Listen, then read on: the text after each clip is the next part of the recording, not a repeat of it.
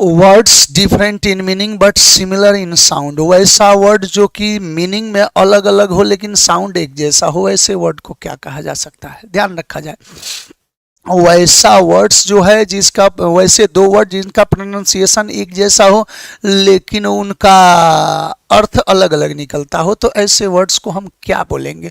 थोड़ा सा विचारिएगा उसको क्या बोलते हैं। तो होमोनिम का अर्थ क्या होता है? तो बहुअर्थी शब्द, बहुअर्थी शब्द, बहुअर्थी शब्द यानी वैसा शब्द, ध्यान रखा जाए, वैसा शब्द जो कि एक जैसा उच्चारण में हो लेकिन उसके अर्थ अलग अलग हो, यानी एक वर्ड के कई मीनिंग हो सकते हैं, वैसा सेंस दे, यानी एक समान उच्चारण वाले के कई अर्थ निकले तो उसे होमोनिम कहा जाता है। आंसर तो निकलने जा रहा है यही होगा। अब आगे बढ़ते हैं।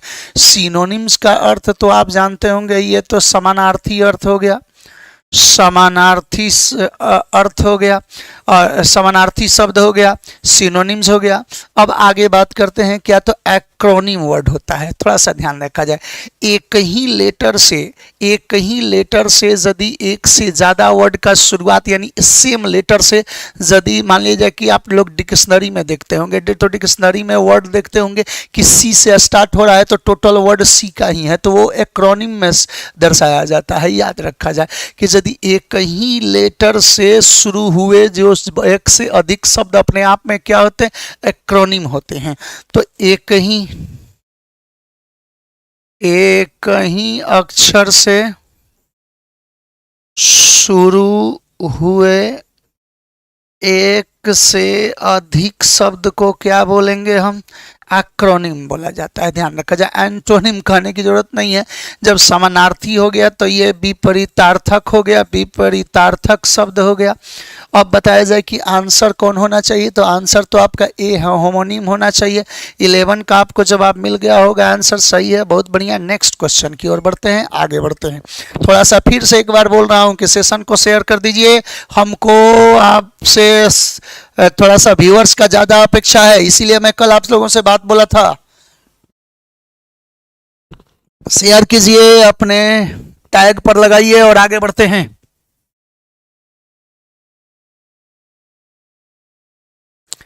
कह रहा है कि person who is indifferent to both pleasure and pain, वह व्यक्ति जो सुख और दुख पर का उस पर कोई असर नहीं पड़ता है, ऐसे व्यक्ति को क्या कहते हैं? जिसको न खुशी में अंतर है न दुख में अंतर है, ऐसे व्यक्ति को हम क्या बोल सकते हैं? तो थोड़ा सा विचार कीजिए। सेंट का अर्थ क्या होता है? तो साधु होता है। साधु किसको कहते हैं भैया? तो केवल पूजा पाठ करने वाले को साधु ही नहीं कर सकते हैं, स्वभाव से भी लोग साधु होते हैं, वो सब सेंट है, सरल विचारधारा वाला या पूजा पाठ जो कहिए सब वो कौन है? तो साधु के सेंस में आ जाएंगे। आगे बढ़ता हूँ। इसके बाद असेटिक कौन होते हैं? ध्यान रखा जाए तो असेटिक वो व्यक्ति होते हैं जो कि भौतिक सुख का ग्रहण नहीं करते हैं। इसे आप तपस्वी के सेंस में रख सकते हैं, ये तपस्वी होते हैं। मतलब ये होता है तपस्वी कहें, दोनों में अंतर है। देखिए सेंट अलग है, असेटिक अलग है, मामूली चीज है, थोड़ा सा विचार करने की जरूरत है। असेटिक का अर्थ तपस्वी होता है, इसको सन्यासी भी आप बोल सकते हैं। अब देखिएगा आगे, स्टोइक कौन होता है? तो वैरागी होता है। ये वैरागी किसको कहते हैं? तो वैरागी वो होता है जिसको न सुख से अंतर है न दुख से अंतर है, वो अपने आप में मस्त रहता है, वैसे व्यक्ति को क्या कहते हैं? स्टोइक कहते हैं। ये वैरागी लोग होते हैं। अच्छा, हर्मिट कौन होते हैं? तो वो व्यक्ति जो अपने आप को कष्ट देता हो, वो व्यक्ति जो यानी ध्यान रखा जाए कि यहाँ असेटिक भी है जो सन्यासी अपने आप को कष्ट देता हो, लेकिन ये हर्मिट का भी अर्थ सन्यासी ही होता है। ये एकांतवास करते हैं। ध्यान रखा जाए, एकांतवास करने वाला को क्या बोलते हैं? तो हर्मिट बोलते हैं। ये साधु का सब प्रजाति है। ध्यान रखिएगा कि साधु के प्रजातियों में यहाँ पर बहुत अंतर है, बच के रहिएगा। सेंट हो गए सिंपल साधु। इसके बाद पूजा पाठ करने वाला। असेटिक कौन होता है? तो सन्यासी, जो व्यक्ति भौतिक चीजों का भोग नहीं करता है वो कौन होता है? तो असेटिक होता है। और जो व्यक्ति बैरागी होता है, इसका मतलब कि उसे सुख दुख से कोई लेना देना नहीं, उसका दुनियादारी से मतलब नहीं, ऐसा व्यक्ति भी एक साधु का प्रजाति जाती है तो उसमें स्टोइक बोला जाता है। और हर्मिट कौन होते हैं? जो एकांत में है, जो आप देखते होंगे कि गुफाओं कंदराओं में या कहीं भी एकांतवास करते हैं, ऐसे व्यक्ति को क्या कहते हैं? हर्मिट कहा जाता है। अब बोलिए कि आंसर कौन होना चाहिए? आंसर तो हमको मिल गया होगा कि आंसर कौन है। आंसर नंबर हमारा सी होना चाहिए कि वो व्यक्ति जो इनडिफरेंट हो, किस में? तो प्लेजर में और पेन में, जिसमें सुख दुख से कोई अंतर नहीं, ऐसे व्यक्ति को स्टोइक बोला जाता है। चलिए नेक्स्ट क्वेश्चन की ओर बढ़ रहे हैं।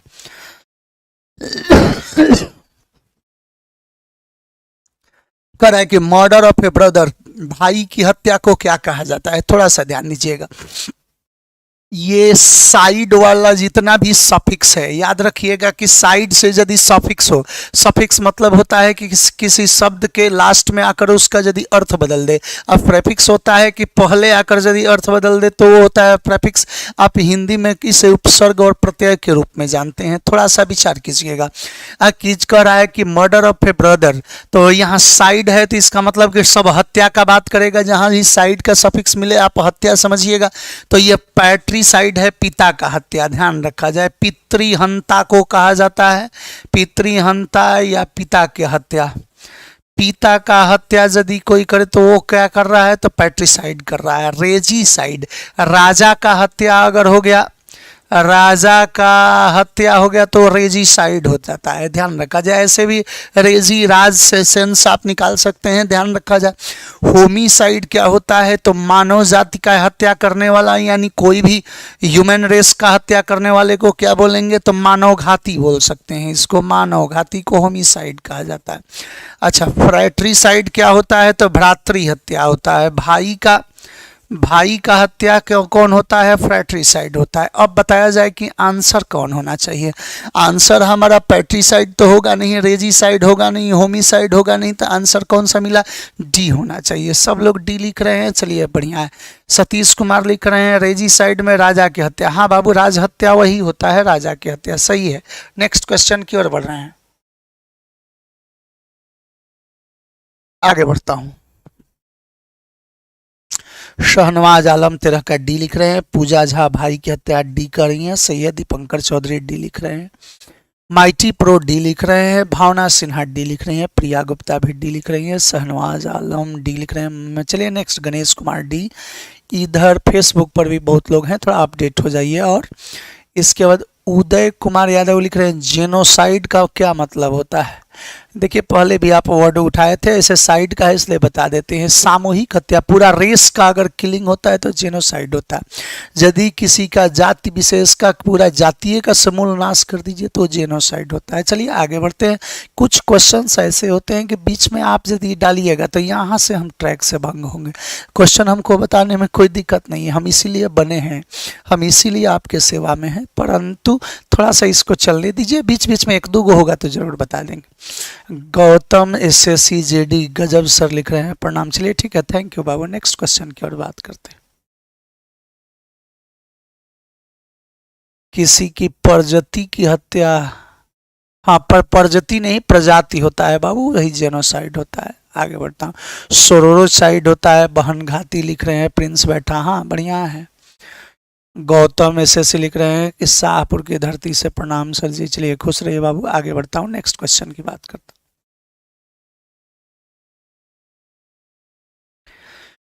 An animal story with a moral, ध्यान रखा जाए कि एनिमल की कहानी जो कि नैतिक उपदेश से हो। आप लोग देखते होंगे बहुत बढ़िया बढ़िया क्वेश्चन का, आप लोग बहुत सारी कहानियां आप लोग देखते होंगे। कहानियों में आप लोग क्या क्या देखते होंगे? तो कछुआ और खरहे का कहानी देखते होंगे, उसमें आप लोग लोमड़ी और सारस की कहानी देखते होंगे। ऐसा ऐसा बहुत सारा कहानी आप लोग बचपन में पढ़े होंगे। वो सारा का सारा क्या है? गणेश कुमार लिख रहे हैं कि आपका 1 to 60 बुक का पूरा वर्ड सुने हैं, स्पेशल गिफ्ट जीते हैं। चलिए ठीक है, थैंक यू। आगे बढ़ता हूँ, ध्यान रखा जाए। विकास कुमार लिख रहे हैं नवादा से प्रणाम सर। चलिए खुश रहिए, आगे बढ़ते हैं। ध्यान रखा जाए कि एनिमल स्टोरी विथ मोरल, मैं आप लोगों को जो भी ऑप्शन दिखा रहा हूँ उस ऑप्शन पर ज़्यादा से ज़्यादा विचार कीजिएगा। देखिए आंसर एक वाला जान लेना अलग चीज़ है। मैं ऑप्शन से क्यों खेल रहा हूँ? इसलिए क्योंकि ऑप्शन के आधार पर बहुत सारा कन्फ्यूजन दूर हो जाता है। जैसे अभी साधु का 3-4 प्रजाति था, सब असाधु ही है, लेकिन आपको धोखा देकर जाएगा, बच कर रहिएगा, ध्यान रखिएगा। फायबल फैबल का अर्थ क्या होता है? ध्यान रखा जाए कि नैतिक कहानियां होती है जिसमें कि कहीं ना कहीं काल्पनिक जो होते हैं चरित्र गढ़े जाते हैं। तो काल्पनिक चरित्र में आप गढ़े जाते हैं तो किस चीज का? तो वो जानवर पर आधारित तो हो सकता है। ध्यान रखा जाए कि फैबल का अर्थ क्या होता है? नैतिक कहानियां, नैतिक कहानी। अच्छा, टेल का अर्थ क्या होता है? तो ये कोई भी कहानी हो सकती है। ध्यान रखा जाए, टेल कहानी भी हो सकती है, कथन भी हो सकता है, कोई स्टेटमेंट भी हो सकता है, व्याख्यान भी, सब टेल होता है। ध्यान रखें। अच्छा, एनिक्डोट क्या होता है? तो ध्यान दिया जाए, दो वर्ड हमेशा आपको धोखा देता है, एक एंटीडोट और एनिक्डोट। हमेशा देखने में एक जैसा लगता है, कभी कभी तो ऑप्शन में भी दोनों दे देगा, एंटीडोट भी होगा और एनिक्डोट भी होगा। तो एंटीडोट तो होता है जहर का काट, विष नाशक होता है, विष हरने वाला जो कोई दवा हो गया वो कौन होता है? तो एंटीडोट होता है। और एनिक्डोट को क्या होता है? तो किस्सा वर्ड जानते होंगे, किस्से जो होते हैं, छोटे छोटे किस्से कहे जाते हैं। किस्से कहानियां जो होती हैं मूल रूप से जो कहावत के माध्यम से आप यूज करते हैं, कहावत के रूप से जो किस्सा बोलते हैं वो एनिक्डोट होता है। फैबल वो सेंस एक ही होता है, लेकिन ध्यान दें पैरेबल का भी अर्थ क्या होता है? तो ये नैतिक उपदेश होता है। नैतिक उपदेश को पैरेबल कहा जाता है। अब बोला जाए कि आंसर क्या होना चाहिए, तो आंसर हमारा फैबल होना चाहिए। यदि मोरल स्टोरी जिसमें कि एनिमल्स आदि आदि का चर्चा किया जाए उसे फैबल कहा जाता है। मनगढ़ंत कहानियां होती है, इसको क्या कहते हैं? नैतिक कहानियां कहें या मनगढ़ंत कहानी। अब मनगढ़ंत कहानी क्या होगा? तो मनगढ़ंत एक बात बताइए कि यदि एनिमल का स्टोरी होगा तो एनिमल किससे बात करेगा आदि आदि, वो सब क्या किया जाता है? तो एनिमेशन पर तैयार किया जाता है। ऐसी चीज को फैबल कहा जाता है। आप लोग मोगली आदि आदि देख रहे होंगे, वो सब क्या है? तो फैबल्स हैं। ध्यान रखें। नेक्स्ट क्वेश्चन का बात कर रहे हैं। N assembly of hearers, hearers श्रोताओं का असेंबली को क्या कहा जाता है? यदि कहीं श्रोता है, उन श्रोता का यदि समूह है उसको क्या बोलेंगे? थोड़ा सा विचार कीजिएगा। ऑडियंस होता है, श्रोता, सही है। ध्यान रखा जाए श्रोता होते हैं, श्रोता भी कई तरह के होते हैं। हिंदी में यदि मैं आपसे कहूँ तो 3 तरह के श्रोता हैं। आप लोगों को एक बात बताते हैं, श्रोता 3 तरह के होते हैं। श्रोता होते हैं, श्रोता होते हैं और श्रोता होते हैं। श्रोता हैं, सोता हैं, श्रोता हैं। श्रोता वो होते हैं जो बातों को सुनते हैं, सुनकर समझते हैं, वो श्रोता होते हैं, जो कि ऑफलाइन क्लास में दिखाई देते हैं। श्रोता वो होते हैं जो कि आप बेड पर सोए हुए हैं और मोबाइल लेकर लगे हुए हैं, तो वो श्रोता होते हैं। और श्रोता वो होते हैं जो क्लास में या कहीं भी एक लाइन बात सुने नहीं तब तक बात ही छपट देते हैं, कि श्रोता जैसे सुपारी छपटता है वो बात ही छपट देते हैं। तो आप लोगों में से कुछ श्रोता भी हैं जो ऐसा ऐसा कमेंट्स करते हैं कि जो कि श्रोते के काम करते हैं। इसलिए मैंने आपको 3 तरह का बताया, श्रोता, श्रोता और श्रोता। चलिए आगे बढ़ता हूँ। प्रिंस बैठा पूछ रहे हैं कि सर ऑनलाइन क्लास में वर्ड मीनिंग कैसे पूछिएगा? अच्छा, घबराइए नहीं, मोबाइल से बाहर निकलेंगे, नहीं याद होगा तो 2 लपड़ देंगे भी, सब सुविधा है हमारे पास। आगे बढ़ते हैं। अब बोलिए आंसर कौन सा है? सॉरी, अब इसके बाद क्राउड क्या हो गया? तो क्राउड तो भीड़ हो गया, आप जानते होंगे। ध्यान रखा जाए क्राउड क्या होता है कि अव्यवस्थित भीड़ को क्राउड कहा जाता है, अव्यवस्थित भीड़ को क्राउड कहते हैं। अच्छा, कांग्रीगेशन कौन सा होता है? तो जलसा आप जानते होंगे, या पुजारियों का समूह जो होता है वो कांग्रीगेशन होता है। असेंबलीज क्या होता है? तो प्रार्थना सभा आप लोग सुनते होंगे, ध्यान देंगे। प्रार्थना सभा जो होता है उसे असेंबली आप लोग जानते होंगे, कि आप लोग प्रार्थना देखते होंगे स्कूल में, कॉलेज में आदि आदि में जो प्रार्थना होता है उसे असेंबली बोला जाता है। और वही असेंबली से असेंबलीज हो गया, तो प्रार्थना सभा को क्या बोलेंगे? असेंबलीज, प्रार्थना सभा। बताइएगा कि आंसर कौन सा होना चाहिए? तो आंसर कोई आदमी कह देगा कि ऑडियंस होना चाहिए। ऑडियंस, यहाँ तक कोई दिक्कत नहीं है। आगे बढ़ता हूँ। नेक्स्ट बात, कुमार राज करें सर क्लास में बहुत अच्छा लगता है आपको देखकर सर जी। चलिए ठीक है, थैंक यू। नेक्स्ट बात करते हैं।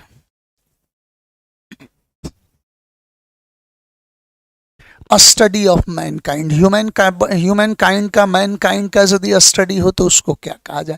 ध्यान रखा जाए कि जहाँ भी अगर सफिक्स लॉजी मिल जाए, समझिएगा कि किसी न किसी चीज़ का अध्ययन कर रहे हैं।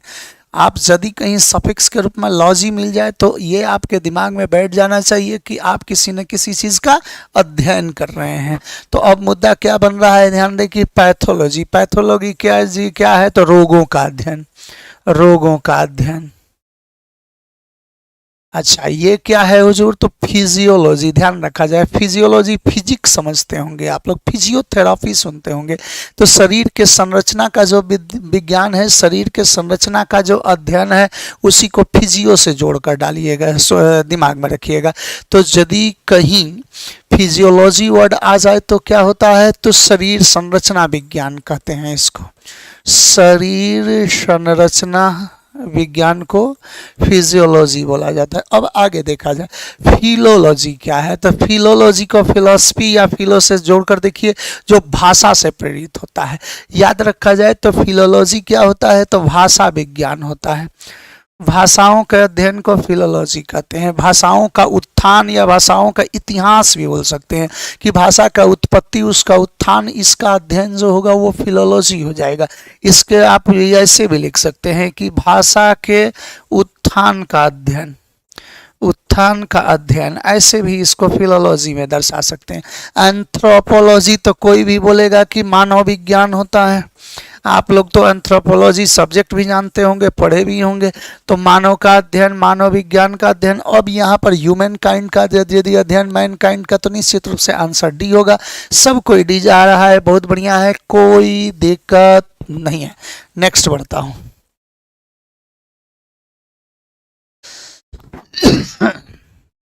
ध्यान दे, complete destruction of people of a particular race. चलिए आ ही गया, आप लोगों का एक क्वेश्चन आप लोग उठा रहे थे, वो क्वेश्चन आ गया है क्या कि कर है कि complete destruction of people of a particular race, किसी पर्टिकुलर रेस का, पर्टिकुलर जाति या प्रजाति का समूल नाश हो तो उसको क्या कहा जाता है। किसी जाति या प्रजाति का समूल नाश को हम क्या बोलेंगे। सौरभ कुमार लिख रहे हैं कि sir I am your 2014 batch student, thank you बाबू। प्रिंस बैठा, self study is the most powerful way to learn word meaning, thank you. आगे बढ़ता हूँ। ध्यान रखा जाए ये भी सेल्फ स्टडी का ही एक प्रारूप है, जो आपको घर पर बैठे ही आपको मैं सुविधा दे रहा हूँ, आराम से आप उसको अपना एनर्जी बूस्ट करते रहें। बात बनता है क्या कि यहाँ पर होमिसाइड, होमिसाइड अभी अभी वर्ड आया है, यहाँ मानव घाती आप कह सकते हैं, मानव घाती। किसी भी ह्यूमन बीइंग का अगर हत्या हो तो होमिसाइड होता है। जेनोसाइड क्या होता है, ध्यान दें कि सामूहिक हत्या होता है, सामूहिक हत्या, हत्या या किसी जाति का, जाति विशेष का समूल नाश को बोला जाता है, समूल नाश को बोला जाता है जेनोसाइड। अच्छा फ्रैट्रिसाइड तो अभी अभी आया है, भ्रातृ हत्या, रेजिसाइड भी अभी अभी आ गया है, राजा की हत्या। तो बोलिए आंसर कौन सा होना चाहिए बाबू। आंसर आपको तो मिल गया होगा कि प्रजाति जाति का अध्ययन जेनोसाइड होगा। अभी अभी तो आपको वर्ड आप लोग आप खुद चर्चा किए हैं, इसलिए हमको इसमें बोलने की कोई ज़रूरत नहीं है। नेक्स्ट क्वेश्चन की ओर बढ़ते हैं, आगे बढ़ते हैं। पीयूष रंजन लिख रहे हैं सर रोशन सर का क्लास नहीं चल रहा है, उनका तबीयत खराब था बाबू, कल से वो लाइव रहेंगे, कल से रोशन सर लाइव रहेंगे, उनका तबीयत खराब चल रहा था। और थोड़ा सा सीजन जो चल रहा है ना, आपको क्या मैं पूरी तरह स्वस्थ दिख रहा हूँ नहीं, लेकिन मुझे इसलिए आपके सामने रहना पड़ रहा है कि कहीं रिदम न टूटे, आपका रिदम न टूटे, मेरा टूटे तो कोई अंतर नहीं है, लेकिन आपका टूट जाए तो दिक्कत होगा।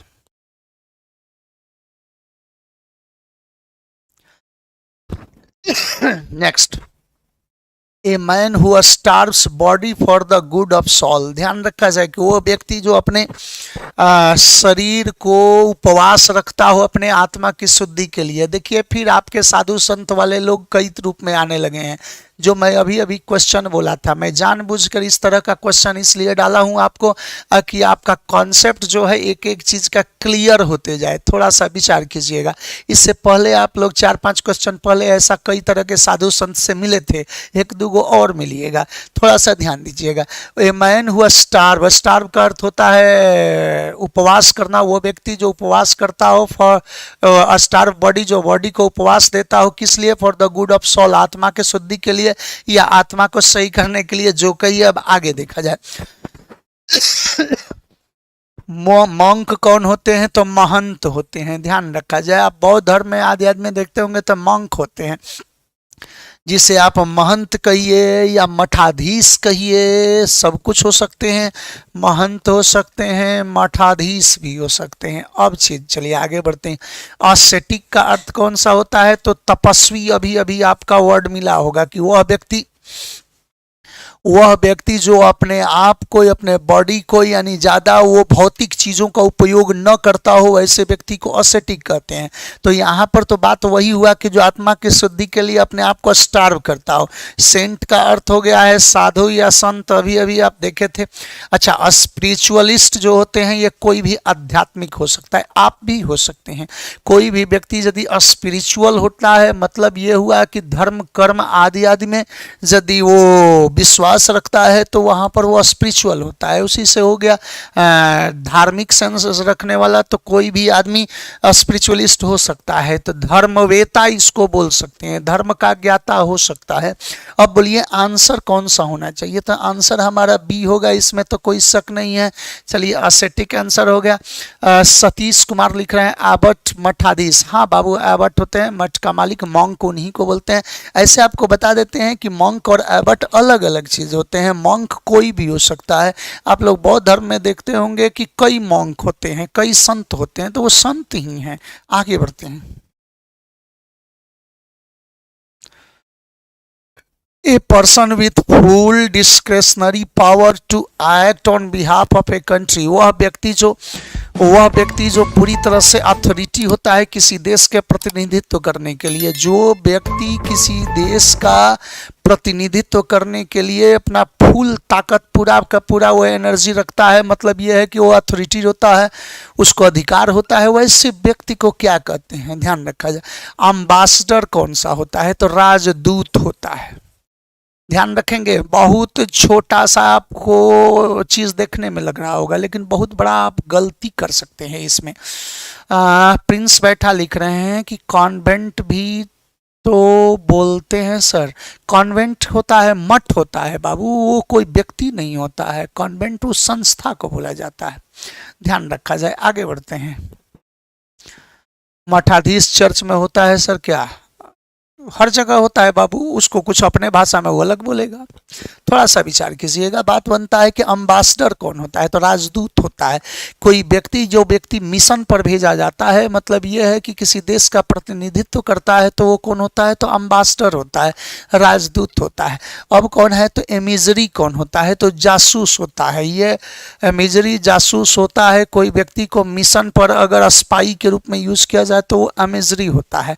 अब हमको ऑप्शन कौन सा ढूंढना है? तो प्लेनिपोटेंशियरी कौन होता है? ध्यान रखा जाए, प्लेनिपोटेंशियरी होता है पूर्णाधिकारी, वह व्यक्ति जिसको एकदम अथॉरिटी होता है कि हर डिसीजन वो ले सके, वैसे व्यक्ति को पूर्णाधिकारी कहा जाता है। तो प्लेनिपोटेंशियरी को कहा जाता है पूर्णाधिकारी। अच्छा, अन्वयी वर्ड होता है, ध्यान रखा जाए, थोड़ा सा विचार कीजिएगा।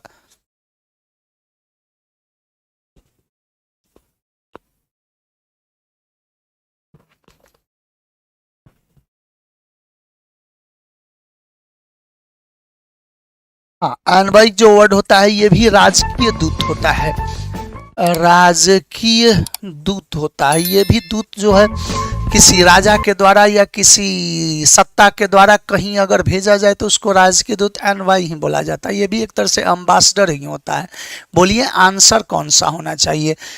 सतीश कुमार लिख रहे हैं प्लेनिपोटेंशियरी राजदूत। हाँ, लेकिन वो ध्यान रखा जाए कि वो अथॉरिटी होता है, वो पूर्ण अधिकारी माना जाता है, पूर्णाधिकारी उसको सही, उसका मीनिंग राजदूत नहीं बल्कि क्या कहिए पूर्णाधिकारी होता है। वो कोई भी डिसीजन ले सकता है अपने कंट्री के बिहाफ में।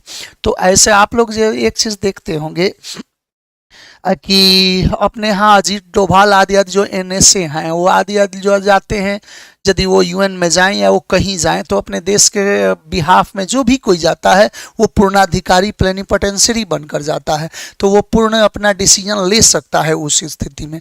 ध्यान रखेंगे अब ऑप्शन कौन सा होगा, तो सी ही होना चाहिए। सब लोग इसमें ऑप्शन में सोच रहे होंगे कि क्या जाने एम्बेसडर आंसर है, नहीं, एम्बेसडर वो होता है जो रिप्रेजेंटेटिव बनकर जाता है, लेकिन जो व्यक्ति अपना होल पावर रखता हो, पूरा डिस्क्रिशनरी पावर होता है, वो व्यक्ति कौन सा होता है, तो पूर्णाधिकारी होता है। तो बोलिए आंसर कौन सा होना चाहिए? आंसर तो आपको मिल गया होगा कि आंसर सी होगा। नेक्स्ट क्वेश्चन की ओर बढ़ रहे हैं।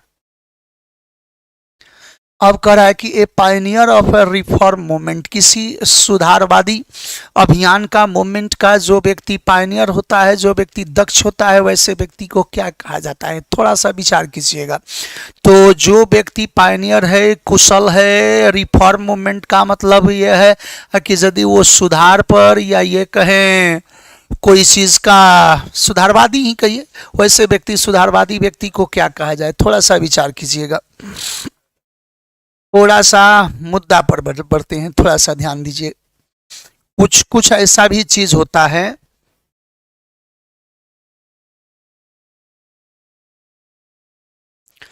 कुछ ऐसा चीज होता है जो कि आप चाह कर भी उस ऑप्शंस पर दिमाग नहीं डाल पाते हैं। अब देखिएगा कि ये पायनियर कह रहा है और फिर रिफॉर्म मूवमेंट, रिफॉर्म मूवमेंट का पायनियर को क्या कहता है? रेनिगेड क्या होता है?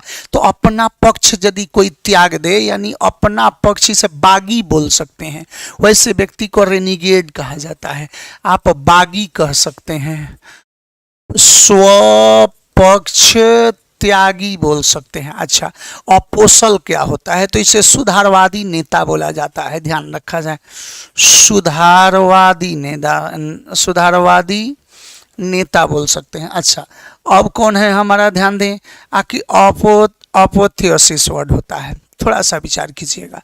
अपोथियोसिस जो सेंस आता है, उसके आधार पर आप ये बात डाल सकते हैं कि जो कोई भी चीज़ यदि चरम सीमा पर रहता है, अपने पूर्ण रूप में रहता है, तो इसे शिखर के रूप में आप समझ सकते हैं। ध्यान दिए, चरम बिंदु के रूप में जो अपने कार्य में, अपने क्षेत्र में चरम सीमा पर जाता है, उसे क्या बोलते हैं?